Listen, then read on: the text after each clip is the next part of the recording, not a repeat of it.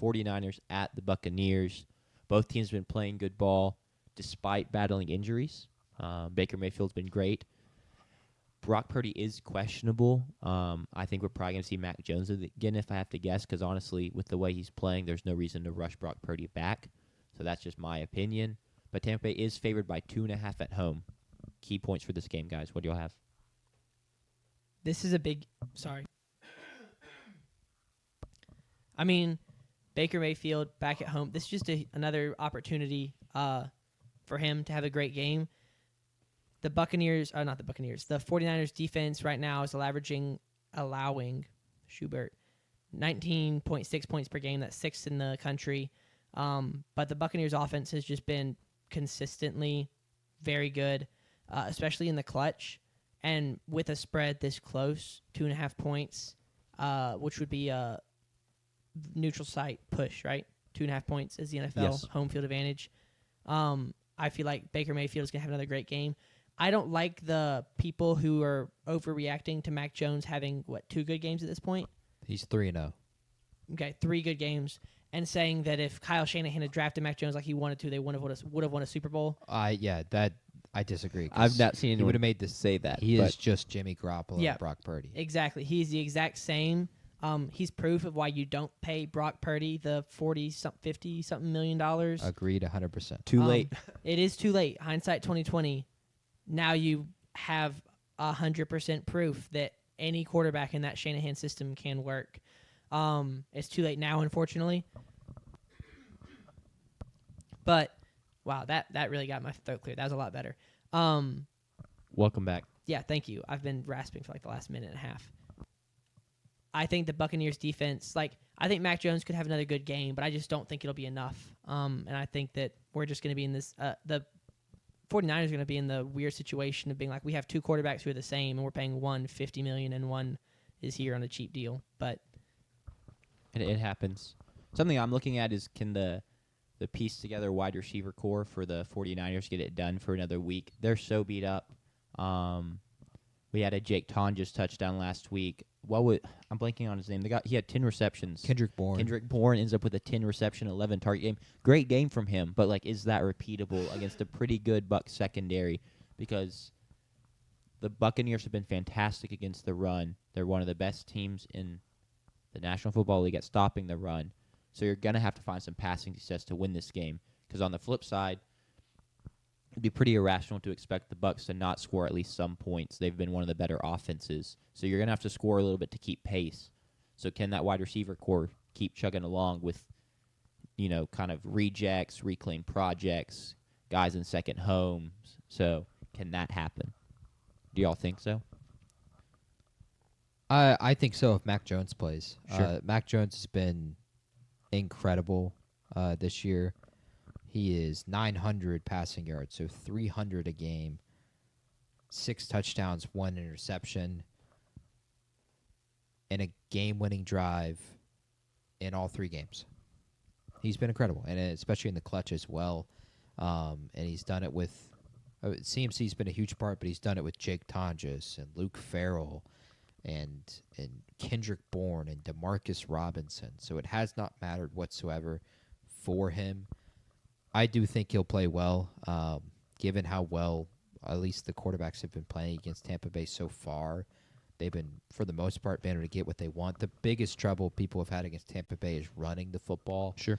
And so that may hurt San Francisco, but Mac Jones has thrown for 279, 284, and 342. So he's not afraid, not incapable of throwing the ball down the field, and I think he will against Tampa Bay.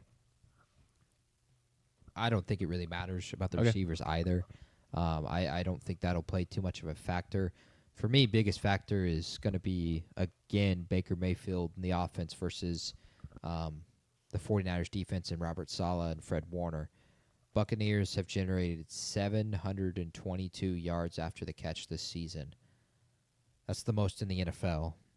The 49ers have allowed the 5th fewest yards after the catch this season. So they've been in tight coverage and then able to tackle guys and not give up big plays. That's been a large part of the Buccaneers offense, clearly, being leading the league in yards after the catch, is finding these big plays to Emeka Egbuka and Bucky Irving had a big one against the Eagles. He probably doesn't play this weekend. I think that hurts Tampa Bay. So I really think San Francisco, again, has a great chance in this game. And I think the spread is perfect where it is. And I hope, for their sake, they start Mac Jones and not Brock Purdy. Because if they start Brock Purdy, I think this game goes poorly for San Francisco.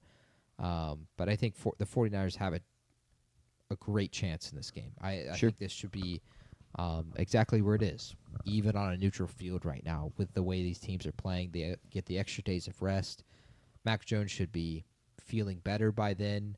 Hopefully he doesn't see another dead body on Saturday or Friday, or maybe hopefully he does, because that seemed to do something for him on Thursday night. I forgot that happened. My seer prediction for a touchdown for San Francisco. Christian McCaffrey.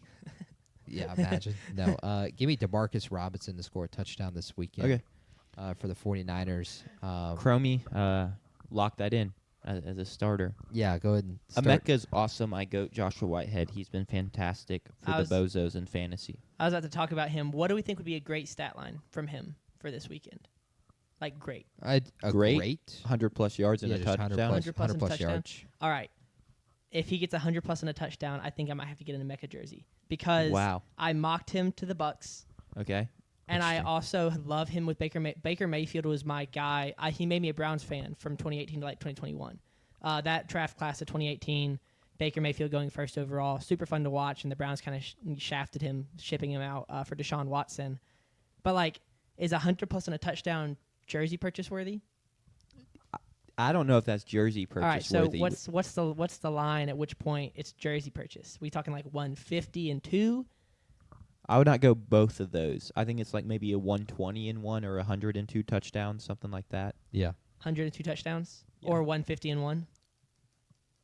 Yeah. Both? All right. If he gets to either of those, I'm good with that. Emeka Egbuka jersey will be added into the cycle. I think I'm going to start a jersey. I don't know. The lore with him, I loved him coming out of the NFL draft, as we all did, but mocking him to the Bucks and then being right about that, I think it may have to be an addition. Don't worry, my sweet prince. I'll never take you off Yeah, the wall. he deserves to stay there. We're close, guys. We're close to NBA. I can't wait. Yeah, Abuka needs to have a good day. Mike Evans, of course, won't play again. They'll have Chris Godwin. They'll have Tez Johnson has quickly become kind of a big part of their receiving core. He had a good weekend last week. But let's go ahead and get into picking this game. I can start. Go ahead. Because you are going to want to fade what I do. Yeah, of as course. I'm 3-12 in NFL pick'ems.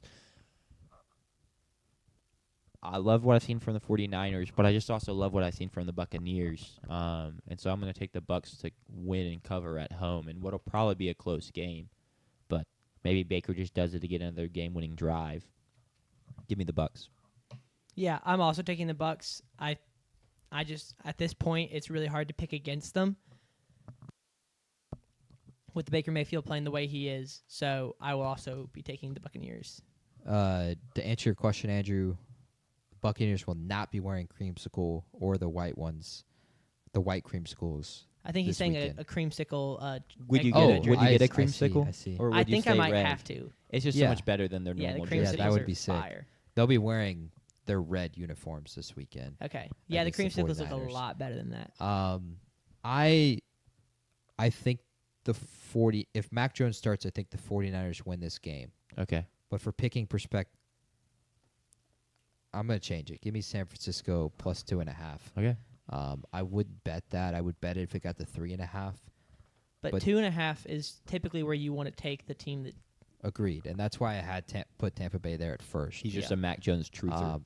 Here is my defining stat. If Mac Jones plays, Mac Jones has been pressured on just 27% of his dropbacks this season.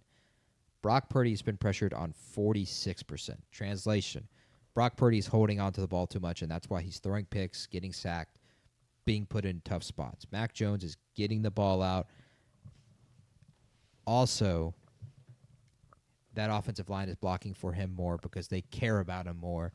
And so if Mac Jones plays this weekend, I think they'll block well for him against a good defensive front in Vita Vea and Hassan Reddick and even Levante David. I think Mac Jones surprises, shocks the world again, and San Francisco wins this weekend. But if Brock Purdy plays, I reserve the right to change that to Tampa Bay. Do you have any Valid. theories as to why they're playing better? He's better. Well, okay, so matchup perspective, Brock Purdy has played against Seattle and Jacksonville. And so those are good defensive fronts, specifically Seattle, of course. Seattle at one point was pressuring the quarterback 50% of the time, as we talked about at one point this season. Mac Jones has played the Rams, New Orleans, and the Cardinals. New Orleans is one of the worst pressure rates in the league, so that plays a large factor in it. I think we're bottom 3 in pressure rate this season. Cardinals, same kind of story, and the Rams, though, is a good pressure front. They got to Mac Jones. They hit Mac Jones a ton this weekend. So that stat is kind of misleading.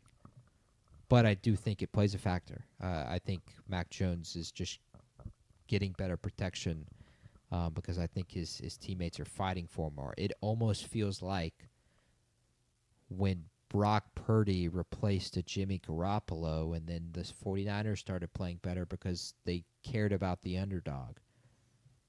I don't get the dynamic there, but that seems like an explanation right now. Brock Purdy got paid. Oh, boy, he's not the underdog anymore. He's not the Mr. Irrelevant. He's 4 years, nearly $50 million a year. Mac Jones is the underdog again, and I think they're blocking well and playing harder for Mac Jones because of that. So I think they'll do it again this weekend. I think they'll shock Tampa Bay, and San Francisco wins.